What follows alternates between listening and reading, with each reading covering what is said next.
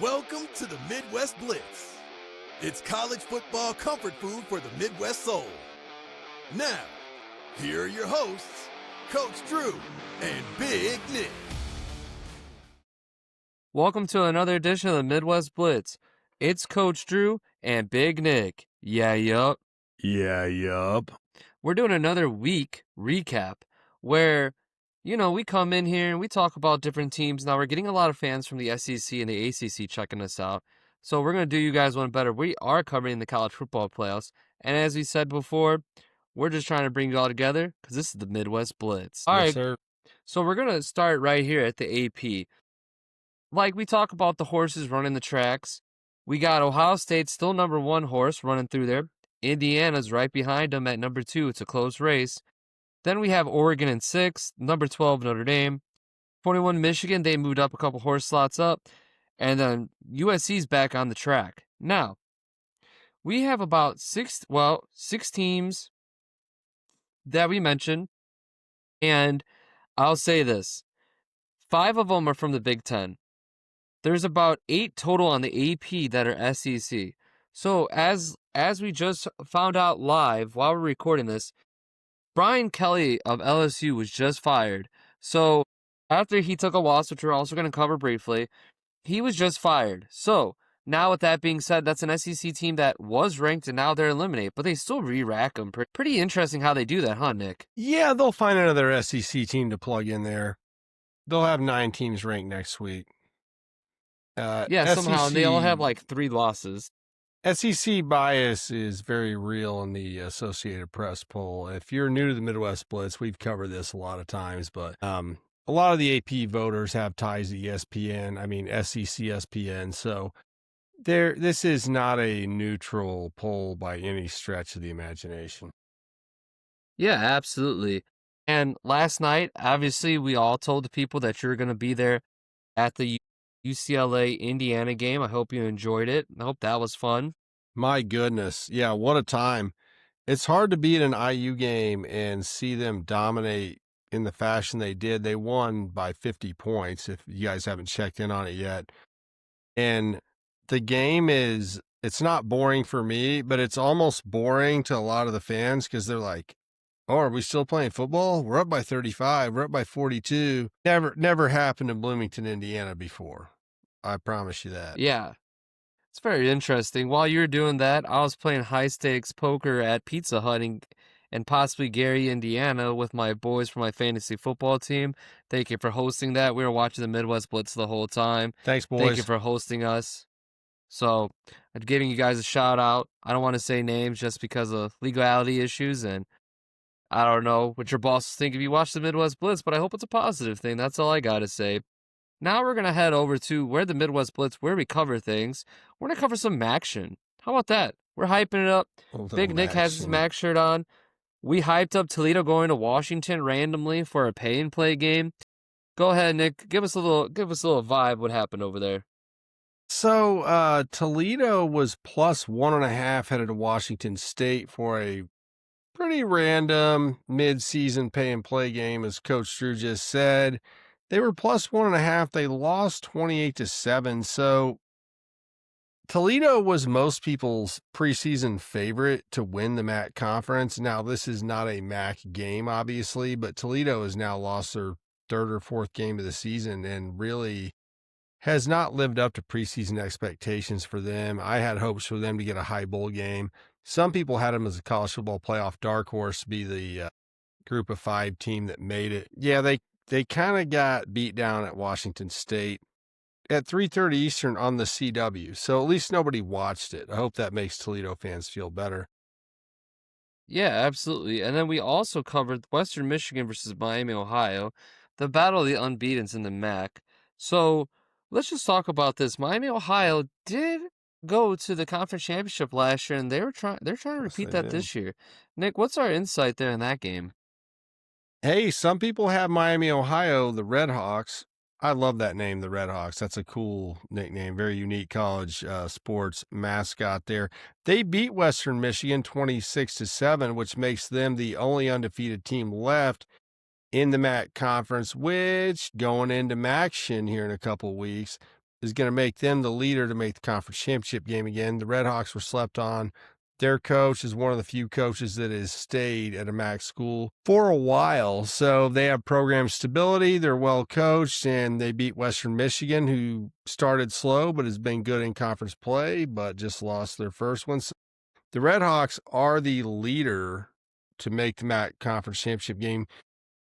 Also, Buffalo, who was the other team who was undefeated left in the MAC outside of Western Michigan and the Miami Redhawks, lost to Akron 24-16. As we said in the preview, the MAC is a circular firing squad right now. So as we said, the MAC has been a circular firing squad so far, and Miami, Ohio is the only team that's left alive as Buffalo lost to Akron 24-16. I think the November action is going to be some prime time Tuesday, Wednesday, Thursday night sports viewing because the conference championship is pretty wide open. I think that Miami now obviously has the lead track to get into the conference championship game, but the rest of it is going to be a crapshoot. Fun for some gambling on the weeknights. Absolutely. Well, that's the thing too. Like I sent you this TikTok earlier. Oh, it's Cat from Bowling Green, and I guess there's a Cat for Kent State now. I don't know if they're trying to push that too. The MAC is like very unique in its own way, and they did like a Will Ferrell, like, "Are we best friends?" And I'm just like, "What are we doing?" But it's interesting just to note some fun things about the MAC. Are you telling me that now there's a copycat in the MAC? Yeah, Drew. There is a copycat of the MAC. Bowling Green had a cat first, so they need to file copyright infringement on that one. Yeah, and it's probably they're trying to keep the raccoons away from the stadium running around while the scoreboard's on fire in November. They're trying to get the cats trained so they're familiarized with the field. So just want to add that one too as well. Well, as we said before, we're trying to cover these games as far as eliminations. A lot of it's coming down to the college football playoffs. If you guys like what you're listening to, don't forget to hit that subscribe button and follow us on TikTok. We have a huge presence there, as Coach Big Nick's just pointed at the thing. Yep, we have a huge presence there. We have it everything. We have it on Twitter. We have it on Facebook. There's multiple places you can find the Midwest Blitz. Just type in the Midwest Blitz football. You'll find us there. The TikToks. Now, while we're covering this, November 4th, we will be going live on TikTok. I'm going to try to go live also on YouTube that day. So we're going to go multiple lives. And what's going to end up happening is we're just going to talk football. But enough about me gibbering about that. We're going to go around the scoreboards, as we like to call it here, and talk about elimination games. Alabama squeezes by against South Carolina 29-22. Now, this was happening when Coach Nick, Big Nick, however you want to address him, he loves it either way. He was coming back home from the IU versus UCLA game. And what ended up happening was South Carolina had the ball. They looked like they're about to upset Alabama. The student section started creeping down. And then out of nowhere, they fumbled the ball, and Alabama's back in the driver's seat, Nick. What? Did you see that in the highlights when you got back? I mean, if you ever done a proper field storming, you've got to poise yourself to rush the field. That's why they call it rushing the field. But sometimes the rushing the field doesn't work if your team screws up.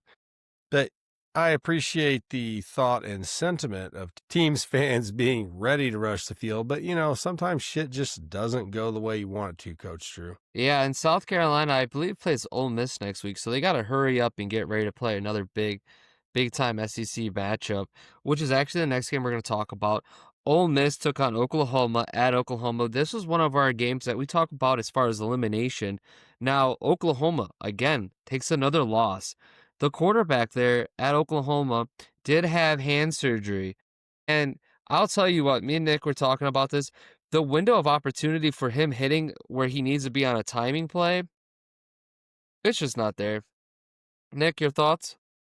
Well, so Indiana's quarterback Curtis Rourke last season had midseason hand surgery, and I've heard multiple former quarterbacks that are respected commentators that have said they just never felt like the ball came out of his hand the same way after he had the surgery, and he only sat out a couple weeks, Curtis Rourke did.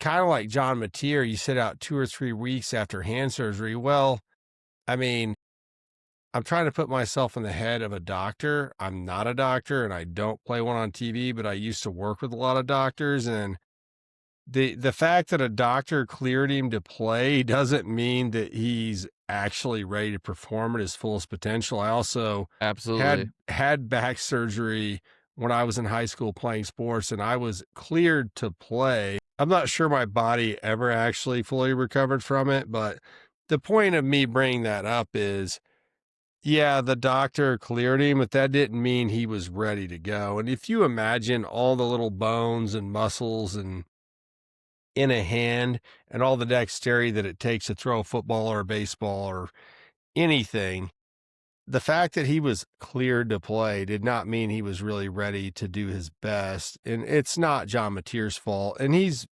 going out there being a badass, doing it for his team, all that. But yeah, I'm not sure that he'll be the same the rest of the year. And like I said, I saw with Curtis Rourke last year, his release wasn't as quick. It wasn't quite as accurate. His spiral wasn't quite as tight on his ball like it was at the beginning of the year. So I feel like he was such a big part of Oklahoma's offense, not just as a passer, but as a runner. Now that defenses don't have to respect his passes being quite as accurate, now they can kind of key in on the run game a little better. It adds an element of strategy for any good defensive coordinator that plays against the Sooners this year, which is kind of a shame because he was kind of primetime football at the beginning of the year, Coach Drew. Yeah, he was. Like, a lot of people were hyping him up as an early Heisman candidate. And the other thing, too, with this is the college football playoff is definitely watching this. They have 2 losses, but it's going to be really hard trying to fit all these good teams in that. We can't eliminate them yet because they don't have 3 losses. They are at 2, but we can't eliminate them yet. Definitely on the bubble or the watch list, as we can say on the Midwest Blitz. For sure. Well, this is another team that we covered, the Cousins in the Big 12. Iowa State, they lost to BYU. Now, the BYU fans are excited, and as they should be. BYU is hyped up right now. They came onto our live right before this as we were just trying to get some chat about the AP. Yeah. And as they should be, Iowa State is now eliminated from the college football playoffs, and the Cougars got the win they needed. How about that, Nick? Yeah, Iowa State started strong with a win in Dublin, Ireland over one of our favorite teams, the Iowa Hawkeyes, and it was kind of downhill from there for them. I think that their lack of receivers to go with Beck at quarterback has really slowed their passing game down. And I think that, again, the passing game not being as viable for Iowa State this year has made it easier for defenses to key the run, and it's kind of screwed up their offensive production. So BYU is physical. I don't have the Texas Tech score. I'm pretty sure they played Texas Tech. If I'm wrong, shoot me in the comment section, not literally, but BYU's pretty tough. They execute, well-rounded, well-coached, pretty fun team to watch if you're in the Midwest or on the East Coast, probably in the Midwest, listen to this show, and you're up late and you see BYU on. They're a pretty well-rounded football team with a good coach, so they're pretty fun to check out, and they're very much alive in the college football playoff, although I do think that they have a couple of tough Big 12 contests ahead of them. Yeah, exactly.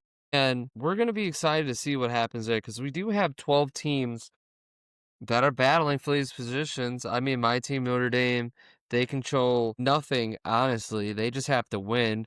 But there's so many things that happen in front of them. You know, it's another thing, too. ISU was kind of like that same thing with that 2 losses. They're looking at what's going to happen next. And unfortunately, they lost. So, yeah, I'm sure Iowa. I saw Iowa also chanting. We're going to cover them too. We got to make sure we give Iowa love because of, well, we'll get there. But Iowa, on the other hand, with this is chanting because they became bowl eligible before Iowa State. Iowa State has now 3 losses in a row and start off 5-0. So, yeah, that is just crazy, isn't that? Yeah, I mean, who would have thought? But college football, as we've talked about, if you're new to the Midwest Blitz, the new college football is not, it's not 5 years ago. It's not 10 years ago college football. It's a whole new world after the last couple of years of NIL rules and certain schools like Vanderbilt and Indiana and BYU and other schools taking advantage of the transfer portal and the new rules regarding revenue sharing and all these things, the top teams like Alabama and Georgia and Ohio State, although Ohio State is still fantastic, I think they're deservedly the number one team in the country, but the talent is more spread around now. And so coming down this home stretch, this is going to be the most wide open college football playoff in the second year of the 12-team playoff. But Coach Drew, let me say this. If they had done a 12-team playoff 5 years ago, 10 years ago, people were unhappy last year with like Indiana ended up losing by 10 at Notre Dame. Playing a road game in a postseason is a new thing in college football. And playing somewhere like Notre Dame or Penn State, SMU got absolutely slapped at Penn State. Indiana got slapped a little less hard at Notre Dame, but still had a tough road to hoe there. And we could go into the other road games that happened, but the games are going to get closer as they continue this 12-team playoff. And that's something everyone needs to keep in mind. I mean, 5-10 years ago, these could have been 50-point ass kickings instead of 28, 10-point. Indiana lost by 10, but should have lost by more, but made a tough comeback at the end, but it was all for the stat sheet. Notre Dame whooped their ass. I was there. Coach Drew was there. I love Indiana. I'm an IU fan. I like Notre Dame too.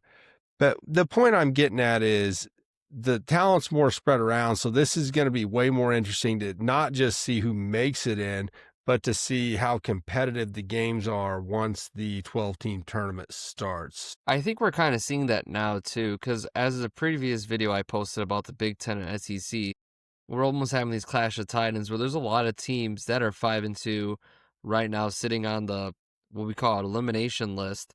And that's kind of like the next team we're going on there. Another team's going to be added to that list, and that's Missouri. Missouri was on the road at Vanderbilt, who has one loss. Missouri now has 2 losses as they lost a close contested battle, 10-17. Vanderbilt football numbered 10 and moving up in the polls in the top 10, while also Indiana's ranked. Holy Toledo. If somebody would have told me this, somebody said 2 years ago they showed box scores for Indiana and Vanderbilt, you'd be like, yeah, okay, and aliens are going to come. Well, aliens are not coming, but we can tell you Vanderbilt and IU football is, that's for sure. Drew, you don't think the aliens are coming? Maybe the aliens are already here. We just don't know. Right. Area 51 hasn't told us yet, but Vandy football and IU football is definitely here to stay. We can talk about that. We can talk about that off the air. But I mean, yeah, aliens coming seemed about as likely as Vanderbilt and Indiana being both not just in the top 10, but legitimate top 10 teams. Vanderbilt's coach is a dog, and he's an alumni. So, I mean, he really is invested. So that's a very romantic, wonderful college football sports story that Vanderbilt's got going. But they're not just a feel-good story. They're legitimately freaking dangerous right now. Yeah, absolutely. Well, here's another one. South Florida was ranked. They lose to Memphis. Memphis back into 25. Memphis now looking as the P4 to get into the 12, which also, as we're talking about, would knock out Notre Dame because they have their representation of a conference that is smaller than the bigger conferences. So that's another thing you guys have to follow. For just to understand what Notre Dame has to do. Notre Dame not only has to win out for the rest of the season, but there has to be other teams that lose at least 3 games. That's why we're talking about elimination, because Notre Dame's just hanging out there. If Notre Dame loses a 3rd game, they're going to be eliminated. They can't. No team is going to make the college football playoff with 3 teams. Maybe a P4. Maybe. I squint my eyes because I don't know how that looks, but I can almost guarantee you no P5 school is going to make it with the the drop 3 losses. My list ready for our preview on Wednesday, but I've done a breakdown of all the teams that I think still have a mathematical chance. Not just a mathematical chance, but a realistic chance should they stay undefeated to make the college football playoff. And I left LSU off of it because I knew their shitty offense wasn't going to get out of this weekend, let alone down the rest of the schedule. But they were still in play on paper before they lost. Yeah, if you're not in the top 6 or 7 teams right now and you lose another game, you're probably toast right now. So when we talk about elimination games or the eliminators, as Coach Drew has been saying now for the last couple episodes, you're out. So this really has turned into kind of like the NCAA tournament in basketball, which everybody who follows it loves it. And I think that's what people expected last year with the advent of the 12-team playoff, but it's going to get better as things go forward because of NIL, revenue share, transfer portal that we talked about. Now, there are things about that fans don't like, but it is going to make the regular season coming down the stretch more interesting, and it's also going to make the actual 12-team playoff more interesting because it's just not as lopsided as it used to be. Drew, I'm sorry if maybe I wasn't paying attention. You said that Brian Kelly got fired. All right, I heard you. Yeah. I just wanted to bring it up again. Well, it's funny you say that because there's 2 other games that we want to talk about. Now, North Carolina with the cheater tracks, how do you say it? The Bill who's? The Bill Belichick's of North Carolina. Well, the Bill Belichick's were inches away from upsetting Virginia. I wonder if the College Football Playoff Committee is going to look upon them inches. And then there's another game that we didn't write down that I failed to mention before we get to the Houston-Arizona State game. Texas, Arch Manning was in concussion protocol and almost lost to Mississippi State. So that's also something that's interesting to keep aware of. Besides eliminators, there's coaches that are being eliminated as being fired on the hot seat. And allegedly, Sarkisian stated that he would want to go to the NFL. We're also going to track coaches. This is about the best time you want to be for college football because you got me and Nick looking for all the things you guys want to hear and snapping it. So don't forget to like and subscribe if you haven't already. If you made it this far, you know you're liking it, so you might as well just stay a while. Now moving over to Houston against Arizona State. Arizona State, the Sun Devils. Scabadoo goes down with a nasty ankle injury, is recovering on Sunday. He's probably out for the season. And he's probably like, well, I can watch my Arizona State Devils. Well, if he didn't see it, they are also now eliminated as the Cougars got to the Devils. How about that, Nick? Dude, the Big 12, we said earlier the MAC is a circular firing squad. The Big 12 is the team that I said that about first. Big 12 games are so fun to track because it's closer to, if you're an NFL fan that doesn't follow college that much, they say any given Sunday. But in the Big 12, legitimately, almost any team could beat any other given team.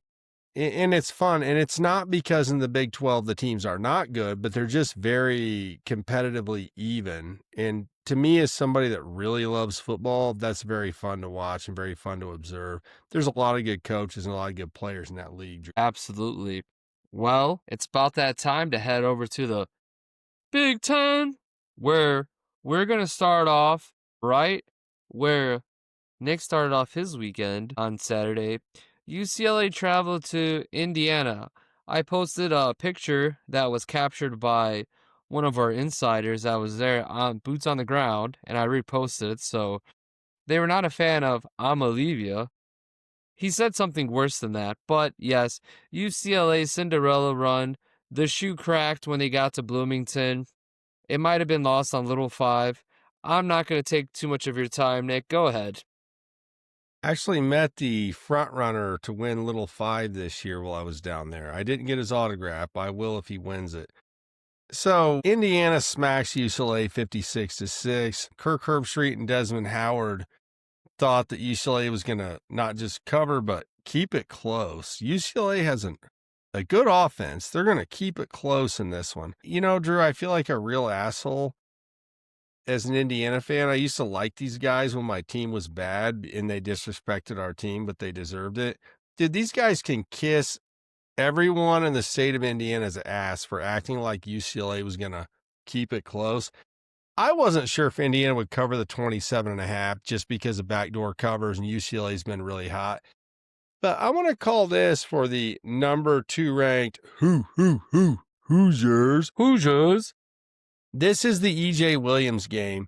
So EJ Williams had a big-ass day. It's his first 100-yard receiving game of the season. 5 catches, 109 yards, 2 touchdowns.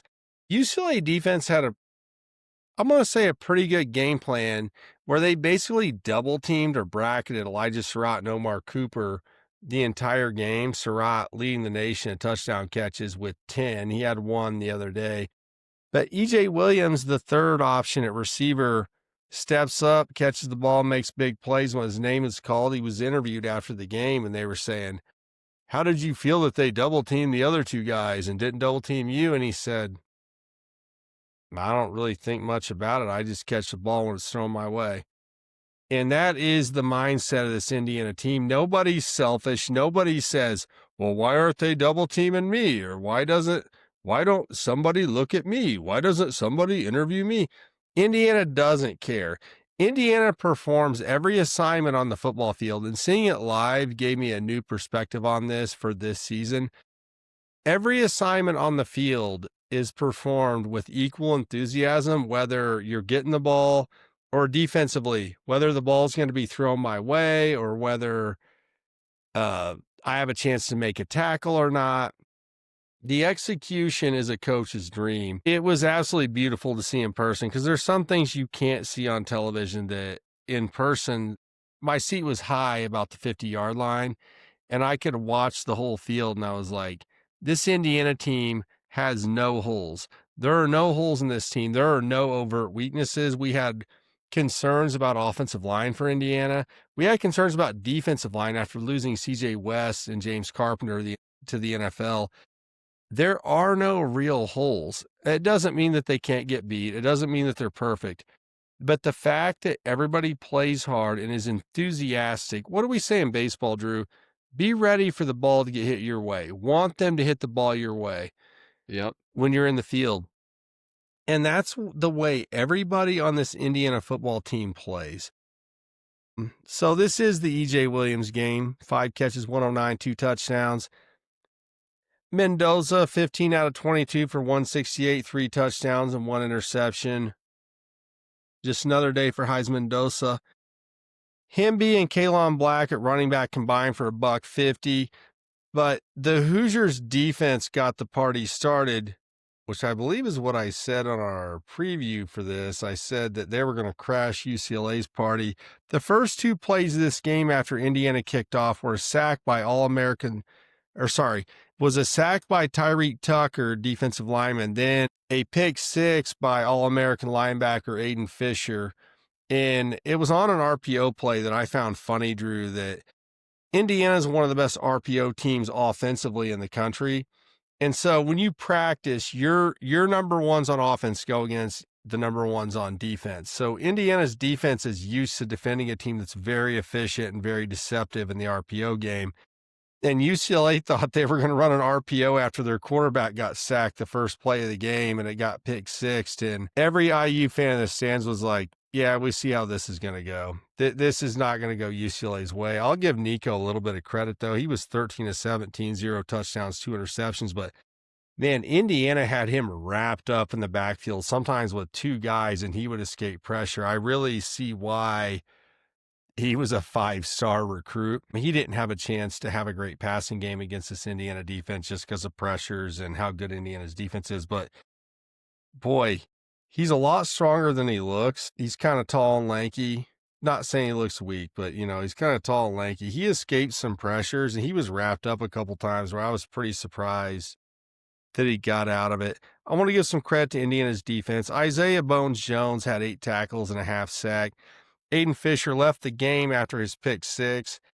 I think he rolled his ankle or tweaked his knee or something. Signetti said he was all right. Good sign is he didn't go into the locker room for x-rays or MRI or anything. He stayed on the sideline. Tyreek Tucker, 1.5 sacks. Reloja Hardy, who was a guy that didn't have any scholarship offers, Drew, and came to Indiana last year, had 6 tackles and steps into a role where an All-American linebacker goes out.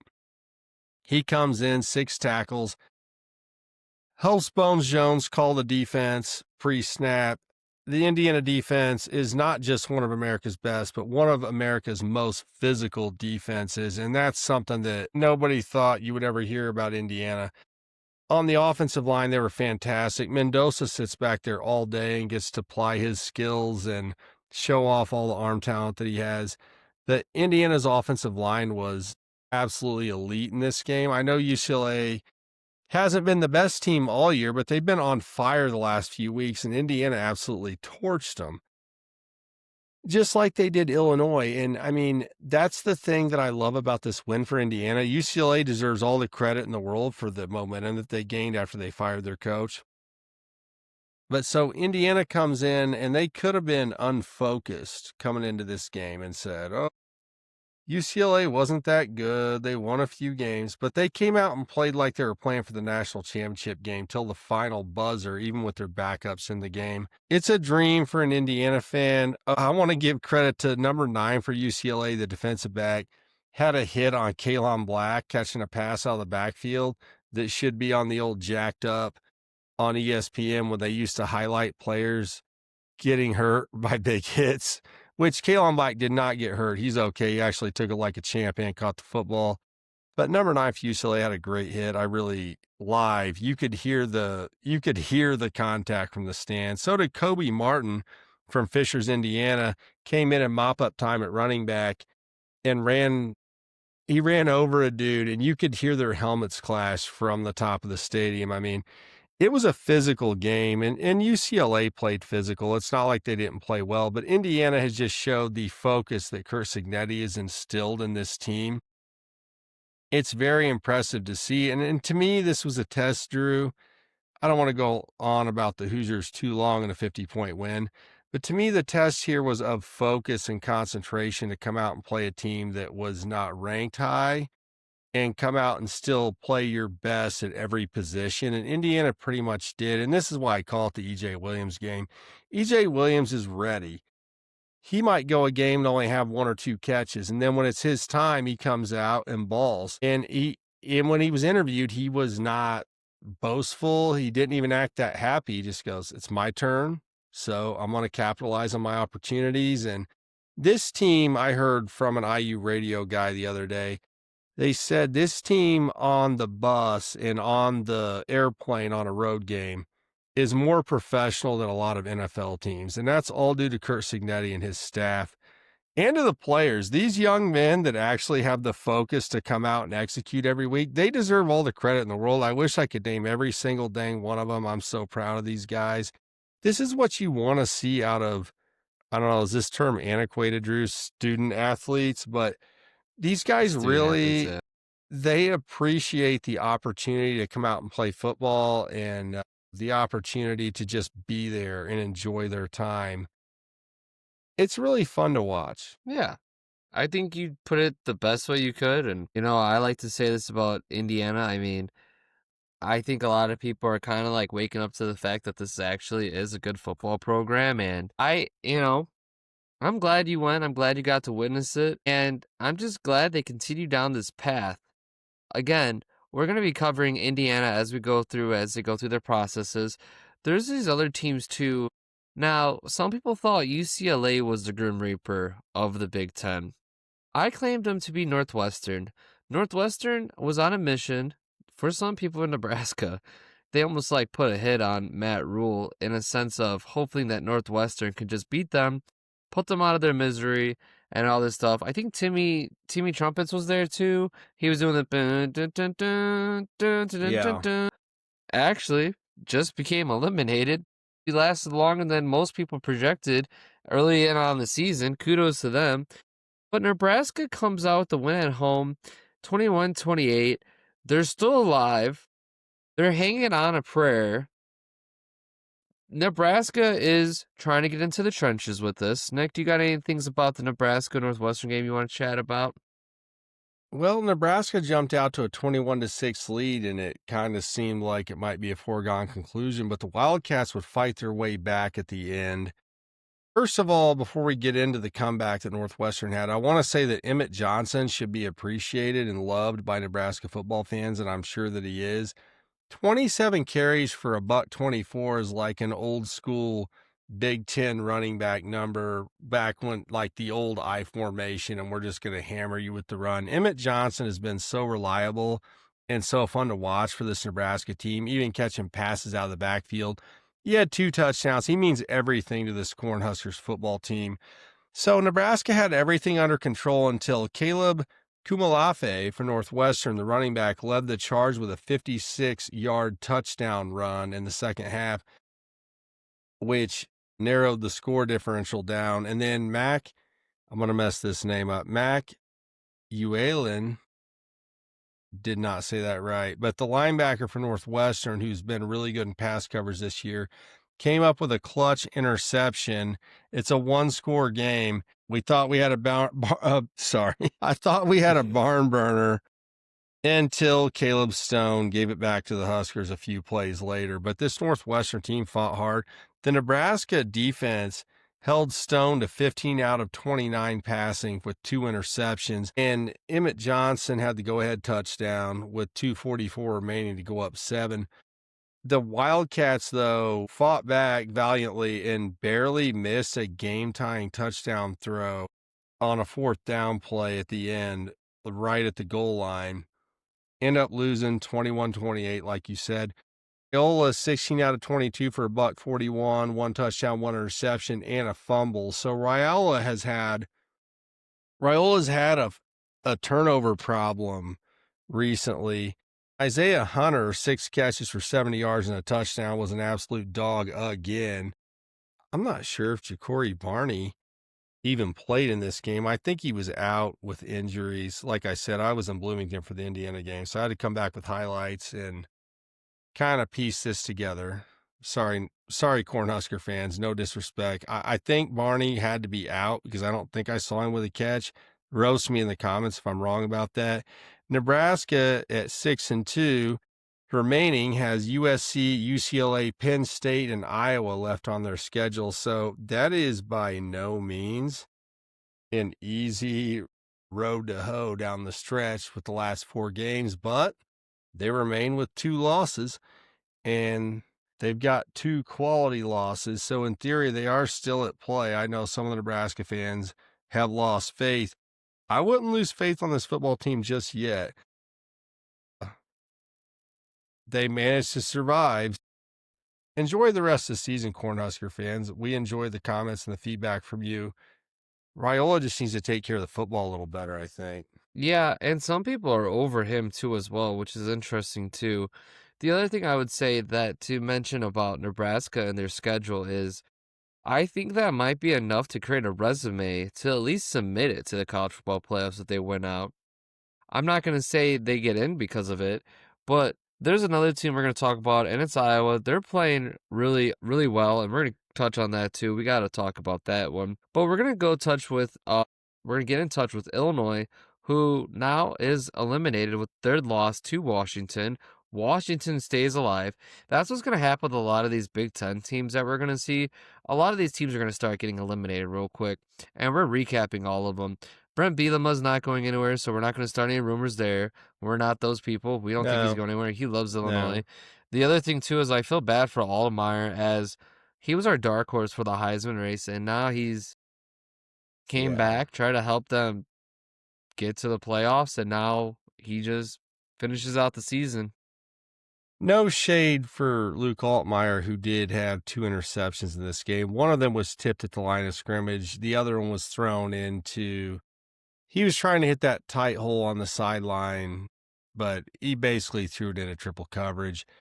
So my note about this, Drew, is the Huskies, not the Cornhuskies, but the Washington Huskies, defeat the Illini. As I get those mixed up. I am throwing a little shade at Coach Drew there, but he doesn't mind. Love you, Coach Drew. Washington beats Illinois 42-25, and if you told me Washington would have more rushing yards than Illinois coming into this game, you know what I would have said, Coach Drew? Illinois is not winning this fucking game. And that's what happened. Washington, I like this word for this game. They outpaced Illinois 42-25. The Illini didn't give up or get completely boat raced, but dude, once Washington's offense gets a rhythm, as we thought they would do earlier in the year and have done at times, it's hard to slow them down. They spread the ball around. Damon Williams had 340 total yards at quarterback for the Huskies with 4 touchdowns. Jonah Coleman, 14 carries for 75 yards and 2 touchdowns. Denzel Boston balled out. 10 catches, 100 touchdown.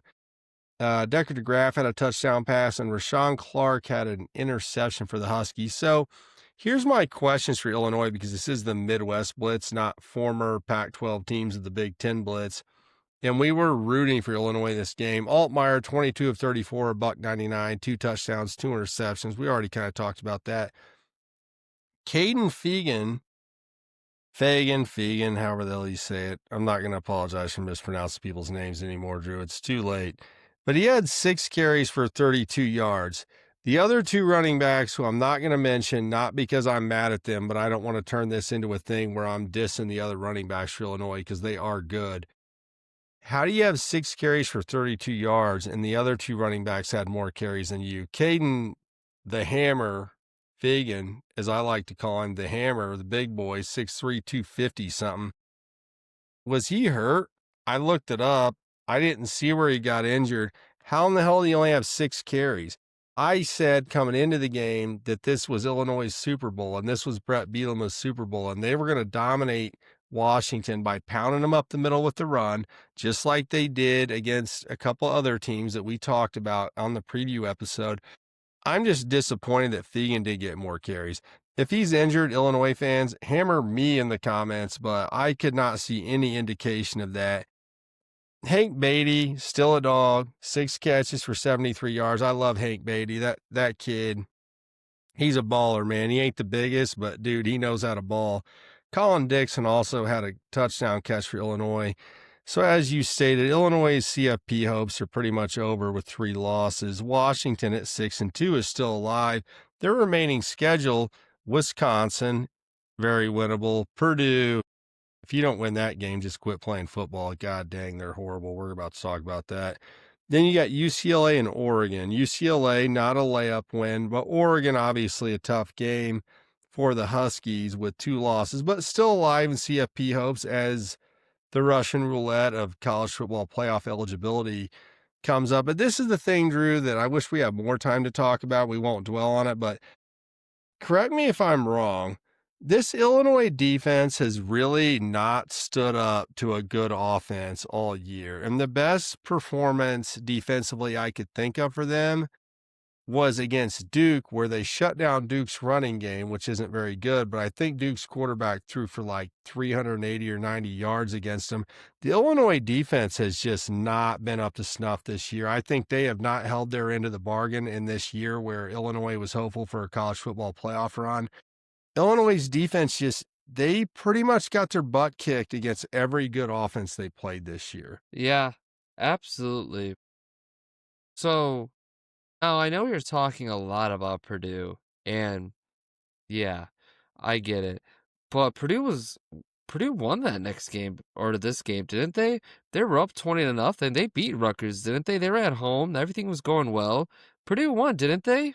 No, sir, they did not. And you should have been at Memorial Stadium in Bloomington, Indiana, to hear the eruption of jeers and laughter when we found out that Purdue lost. Purdue was up 10-0 in quarter 2 with 4 minutes to go. They had Rutgers pinned at their own 24-yard line, and that's when Purdue began to snatch defeat from the jaws of victory. Rutgers runs a quarterback sneak, 4th and 1 on their own 24-yard line, converts. So you got 4 minutes to go. They move the ball methodically down the field. They end up with another 4th and 1. They convert on a passing play and then end up Antoine Raymond, who's been a dog for Rutgers, the running back, ends up scoring a touchdown with 12 seconds to go in the first half. So for the first 29 minutes and 48 seconds of this game, Purdue 10, Rutgers 0. The last 30 minutes, Purdue 14, Rutgers 27.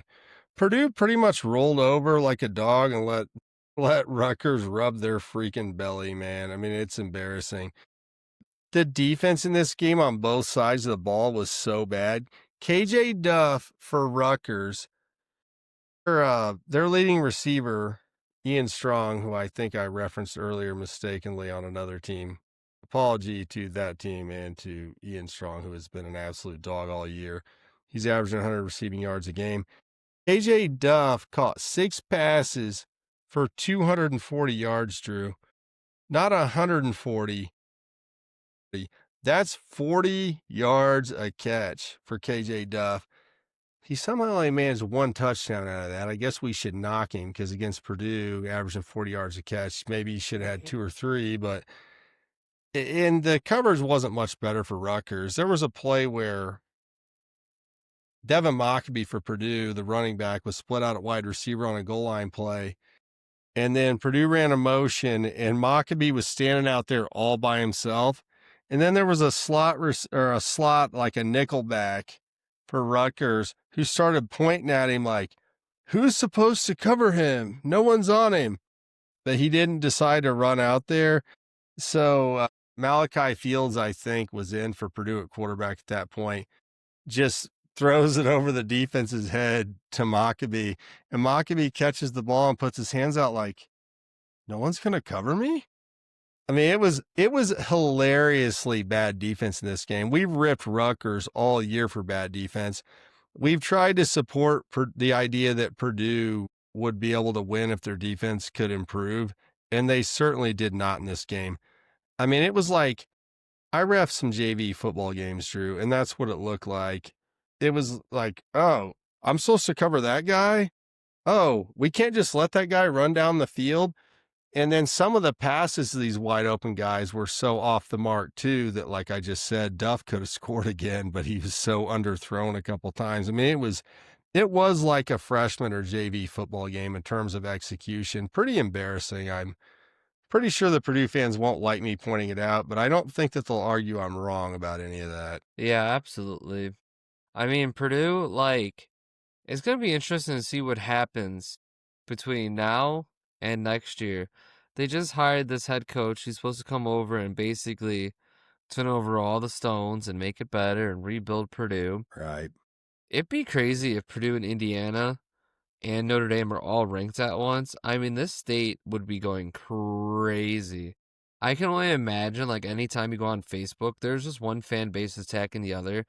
It would be triangles of fist fighting over who's the true football powerhouse. And with the NIL, we might see that more often, honestly.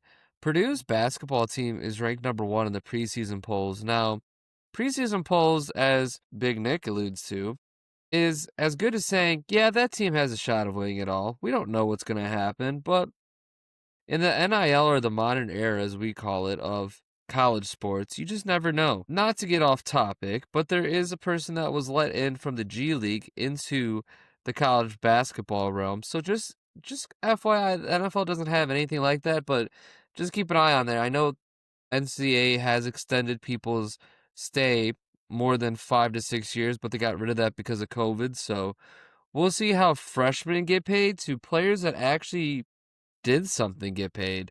Would you rather pay $2 million for a 4-star to come in for 4 years? Or would you rather pay a sophomore who's leading the MAC in rushing and give him $2 million to get developed? Are we looking at a minor league and major league system in here? I don't want to delve too much until I get too many rattled, but it's a weird time to be a college football sports fan, and we got you covered here on the Midwest Blitz. That's absolutely what it's turned into. I don't know if this is what you were alluding to, but I think I saw the other day where Dan Dockich, a former IU guy, was criticizing Purdue because they got a guy on their roster who played professionally in some European league or the Israeli league, and now he's on scholarship at Purdue because of the new rules and all this stuff, and he's probably 24, 25 years old or whatever the case may be. But, I mean, yeah, college sports has officially become a minor league where some of these older guys who are late bloomers are able to come in and capitalize in college football. And Indiana's had a couple of those guys. BYU and Utah, because of the rules that they have being religious institutions, they've been capitalizing on that for a long time. But yeah, it's definitely going that direction. You're going to have grown men playing against 18-year-olds, and I guess we're here for it. We ain't going to change it, Coach Drew. Yeah, absolutely. Now in a close matchup that we have to cover, which was Minnesota against Iowa, right, Nick? Yeah, Drew, somebody said Iowa doesn't even try to blow people out. Now, I'm looking at my notes. Was that you that said that, Coach Drew? Look at my notes. I might not have said that. Was that you that said that? Oh, wait. Yeah, actually, I was the one that said that. So, Iowa fans, go ahead and roast me in the comments again because Iowa absolutely blew the doors off of Minnesota. Friend of the show, Hawkeye Todd, told me that Kirk Ferentz, a.k.a. Master Splinter, the sensei, as Coach Drew calls him, he knocked the man off the boat into the water in this game, 41-3. I'm going to give you a couple stats. Iowa ran for a $141, Minnesota 24 net rushing yards, not 124, 24. That is absolutely humiliating. Turnover battle, Iowa 0, Minnesota 3. So let's focus on this Iowa defense for a minute, Drew. I did get something right in this game. Aaron Graves and Max Llewellyn did show up big. Aaron Graves had 2 sacks. Max Llewellyn had a sack. Ethan Herkett, who I forgot to mention, also had a sack. This is one hell of a defensive front that they built in Iowa City. This team wins up front, first and foremost, on both sides of the football. And on the Midwest Blitz, we like the big boys in the middle. We've been doing our best to acknowledge Iowa and Kirk Ferentz and his staff for developing line and linebackers on both sides of the ball. So there is no hate for the Hawkeyes, but Hawkeye fans did get after me a little bit for saying that I didn't think that Iowa would blow them out, and they were right to do so because I was dead ass wrong. Buffington, Lutmer, and Hall had 1 interception each for Iowa. This was just a straight defensive highlight reel for the Hawkeyes. Kirk Ferentz says Hawkeyes put on a clinic on Saturday. They deserve full credit for it, every single one of them. Not to mention Caden Weegan, punt return touchdown. You got a white boy punt returner, kick returner who's an All-American in Iowa City. And I know that nobody hates to hear that if you're a Hawkeye fan. Kamari Moulton with his solid, and I was reading the box score, 15 carries, I thought, 15 for 75. And that's what it was. 5 yards a pop for Moulton, an absolute grinder.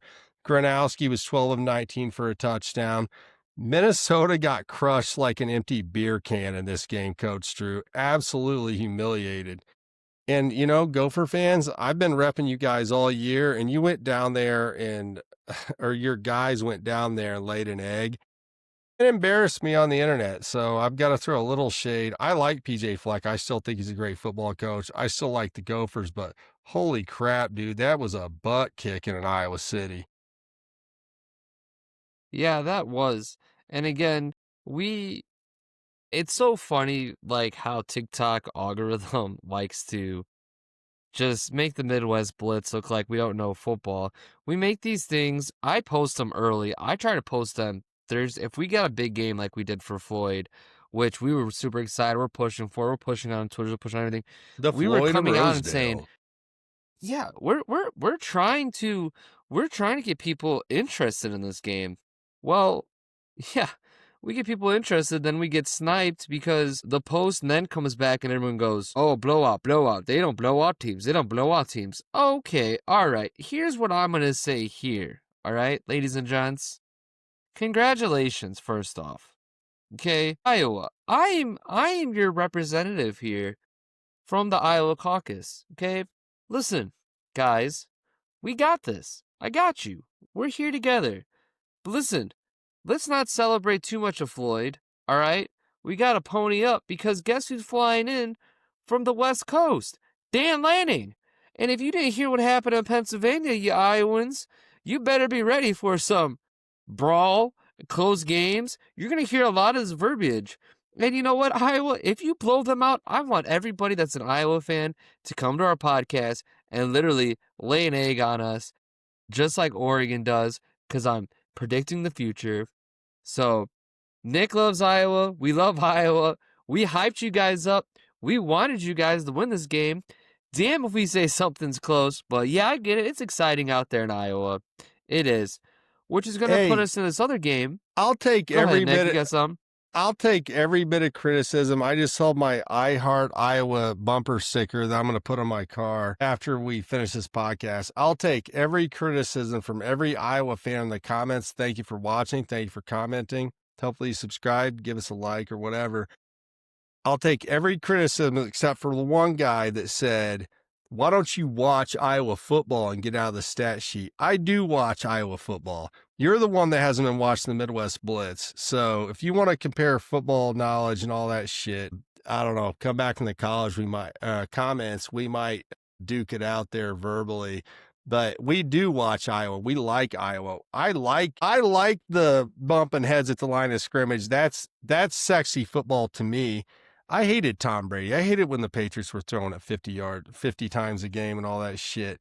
That's not what I want. I like the blocking, tackling, all that stuff. I love the ball control, field position game that Kirk Ferentz plays. It's old school football, but it shows that it can still be done, and it shows the principles of football. And that's why I've always loved Kirk Ferentz, and that's why I love the Iowa Hawkeyes. Besides my former neighbors that I love from Iowa, shout out Hawkeye Todd again. But yeah, we're not anti-Iowa on this show by any stretch. So when the guy's like, you need to watch Iowa and get out of the stat sheet, I'm like, kiss my ass, dude. I fucking watch Iowa more than anybody that's not an Iowa Hawkeye fan. So go Hawkeyes. Yeah. Great win. Great win. Yeah, absolutely.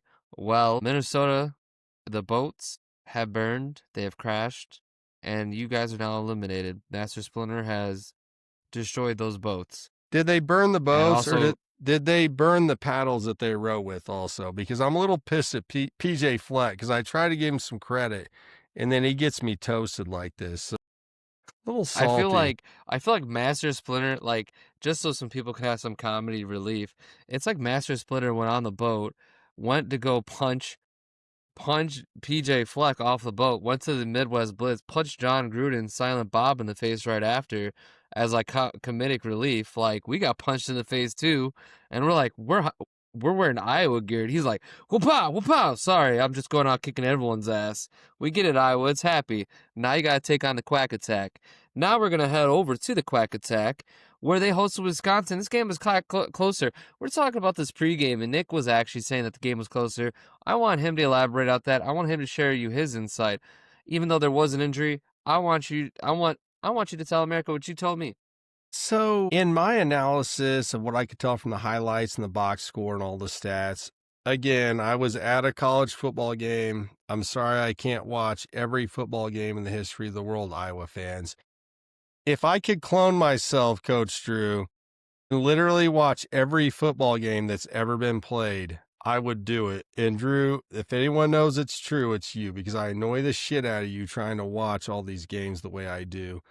And I'm not saying that you don't watch the games, but I'm anal about watching every second of every game that we talk about. So Oregon 21, Wisconsin 7.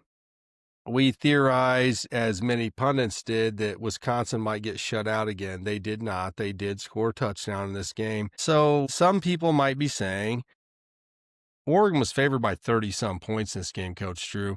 Some people are saying, why didn't Oregon win by more? And so what I could discern about it is that Oregon wasn't necessarily in danger of losing this game.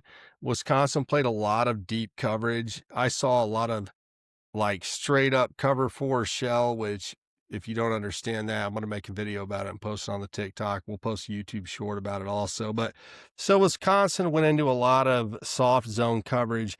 They're basically saying, we're going to let our tough run defense, and Wisconsin deserves credit for their run defense. It has been really good almost every game this year, including against the Alabama Crimson Tide, who have one loss at Tuscaloosa.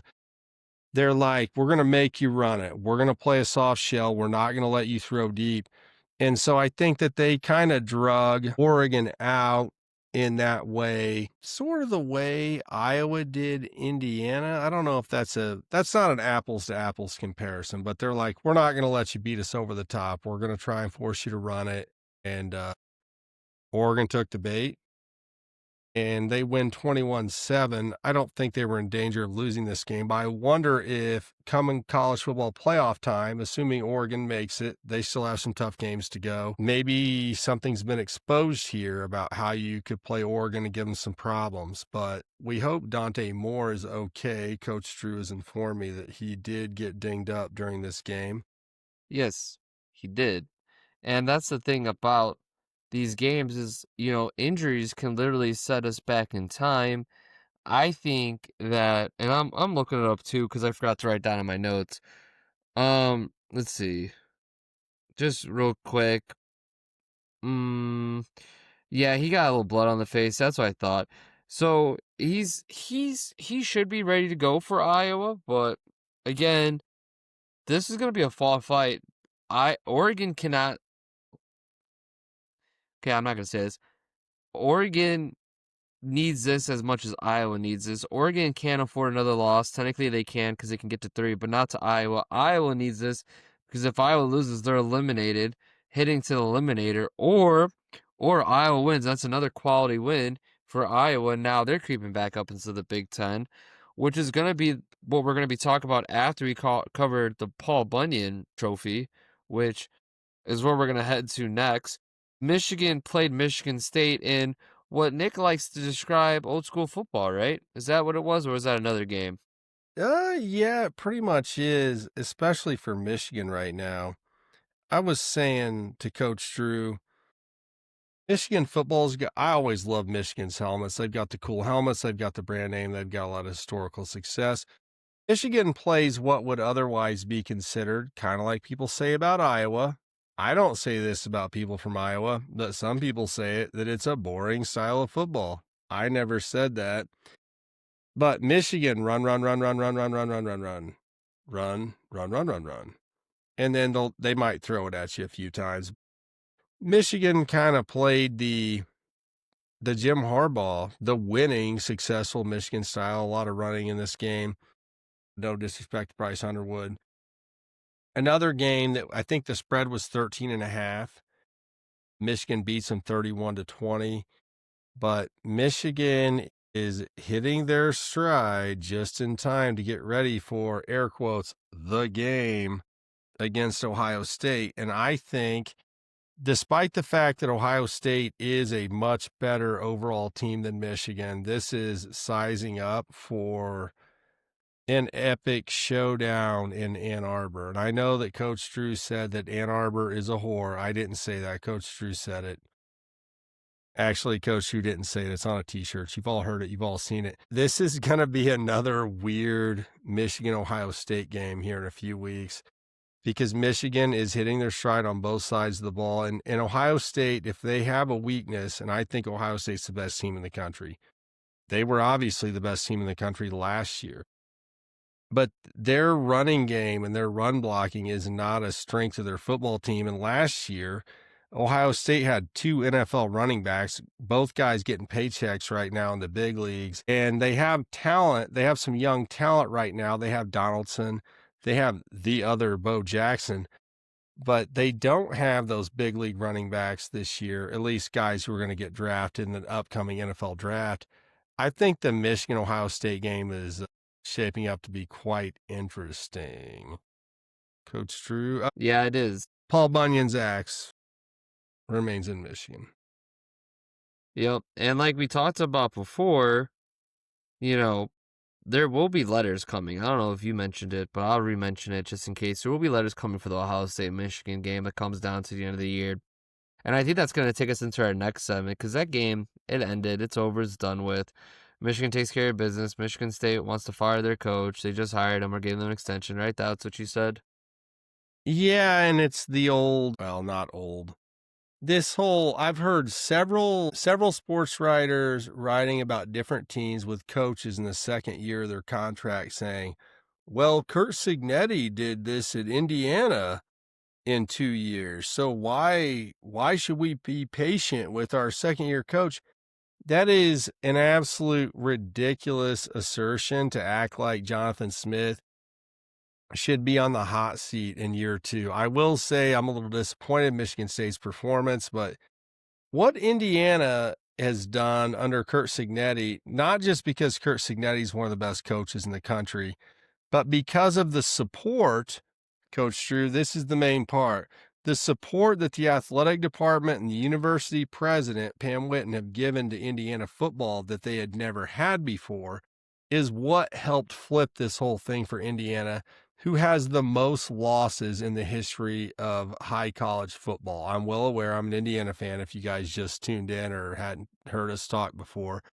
You can't be looking at Luke Fickell and Jonathan Smith at Michigan State and looking at these coaches going, well, Curt Cignetti did this at Indiana. Yes, Indiana was not good. Indiana sucked. That's what everyone says. I get it. I watched it. I grew up watching. I grew up going down there. It is not the same, though, because he has support from the administration, the school president, the athletic department. They got in on the revenue sharing, all this stuff. So if you're a fan of these teams where you've got a second, third year head coach who's struggling, don't point at Bloomington and act like it's easy to do this. It was a complete paradigm change, in college football that allowed Cignetti and the Hoosiers to do what they've done in the last 2 years.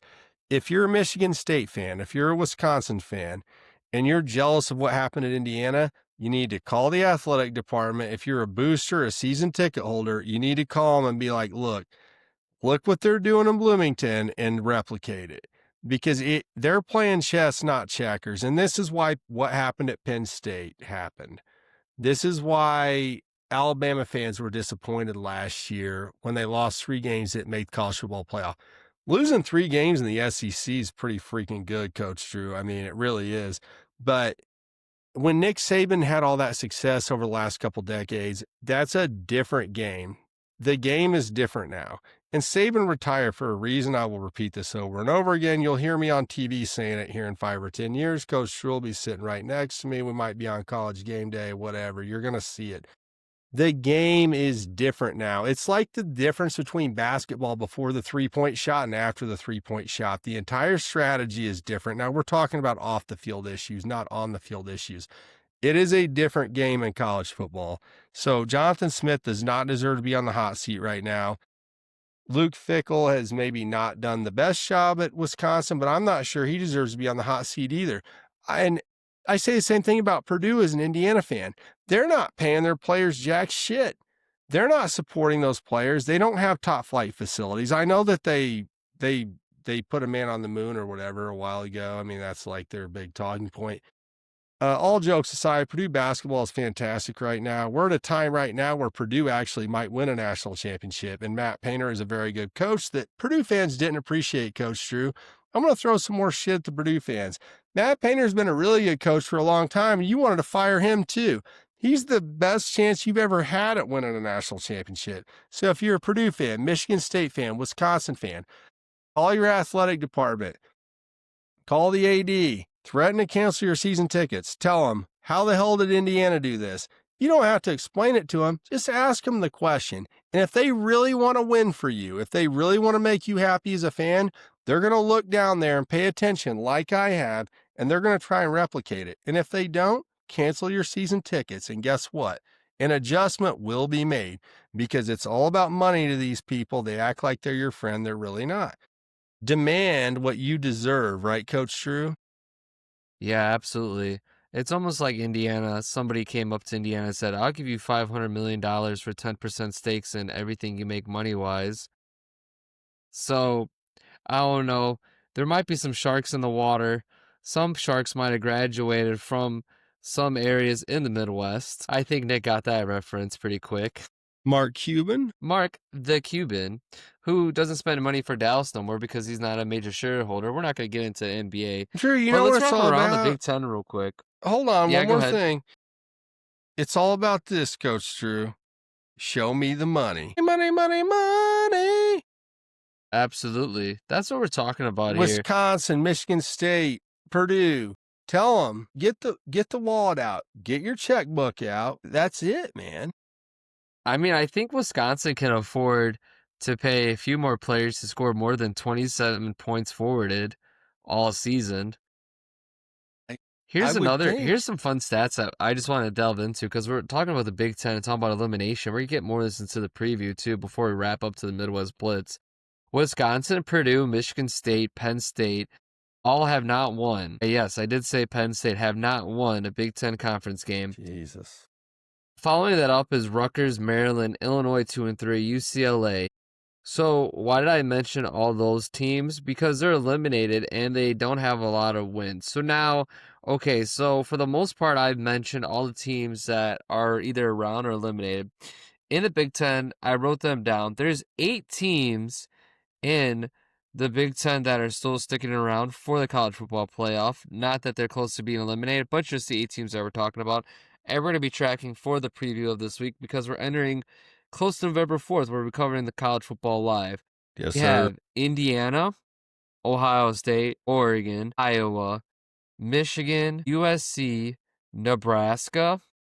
That's 1, 2, 3, 4, 5, 6, 7. There's another team, Washington, 8. It's just because I'm looking at the Big Ten conference standings. It depends on where they got their wins. But those are the 8 teams we're looking at under the microscope of what's going to end up happening.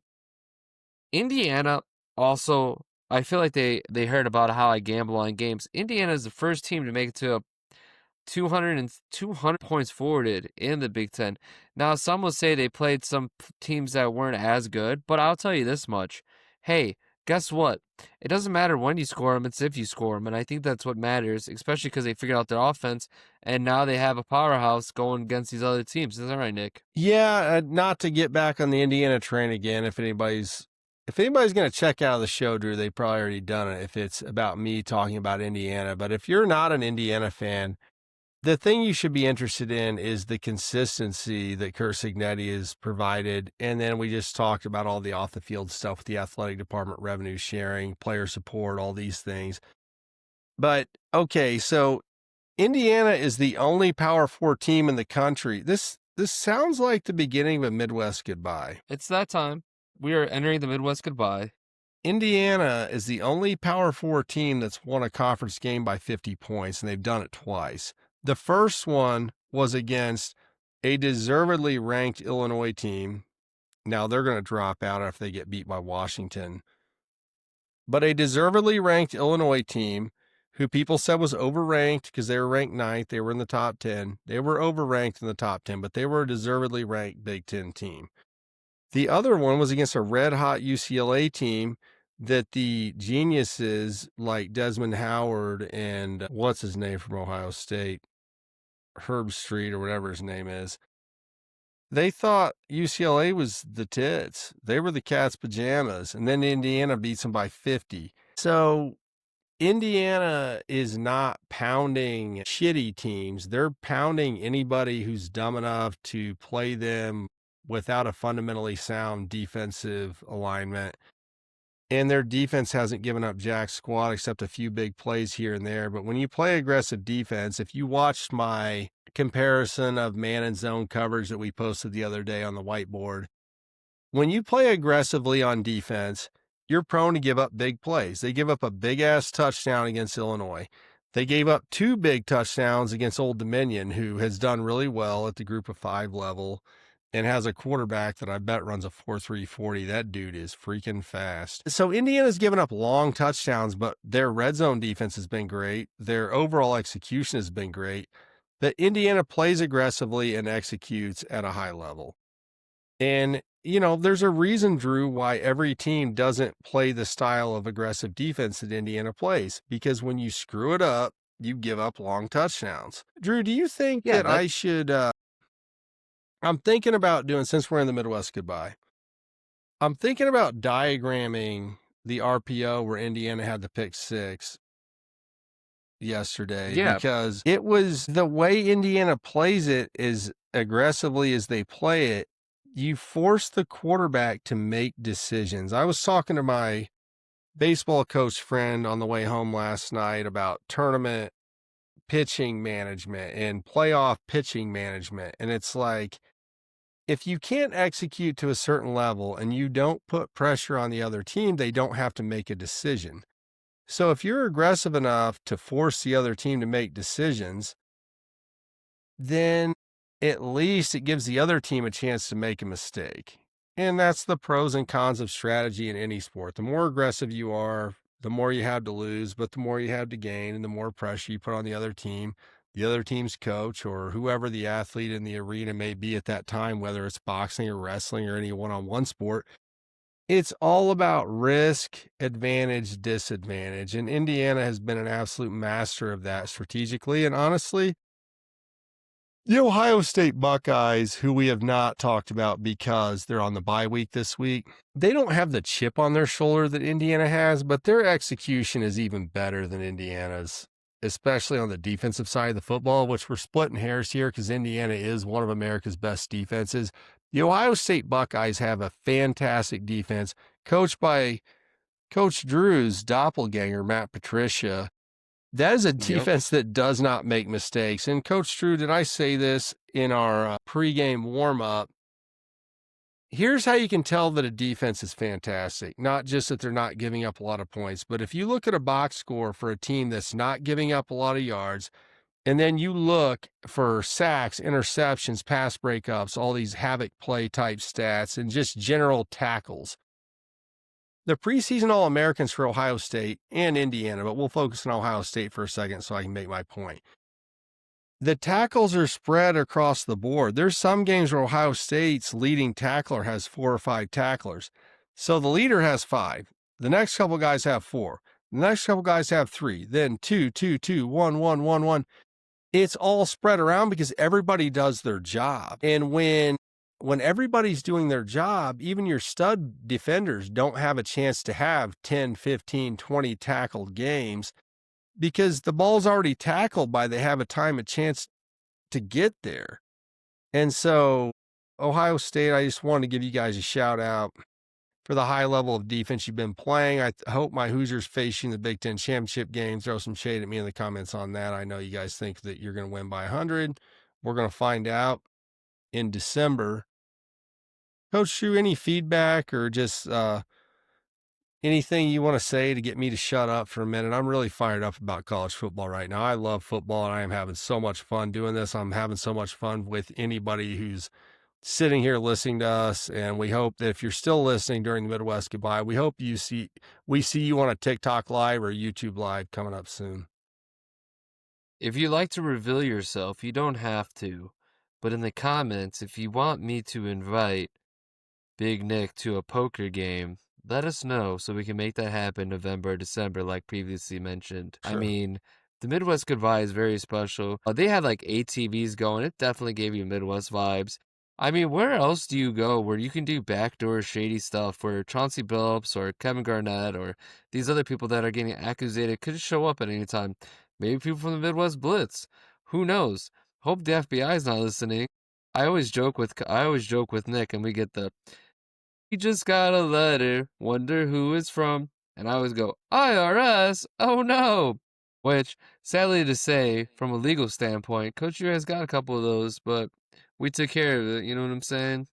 But Yeah. Enough about me, enough about you. I just put everything while Nick was talking about football and everything. Brian Kelly has been fired. What a piece of doo-doo. I just put on TikTok. We're going live probably shortly. I'm about to tweet it on X. I'm kind of getting hungry. This is a Midwest Goodbye. I'm going to be signing off. This is Coach Drew and Big Nick. Yep. See you guys later. Hey, we love you guys. Thanks for hanging out. Yep, and we love you, Iowa. Don't forget. I'm going to wink at you. Yeah, Iowa. Stop hating us. We love Iowa. Yeah, blow the Ducks Iowa. out. Yeah. Blow the Ducks out. Focus on the game ahead, not the game behind. Who is the stronger bird? I'll find out.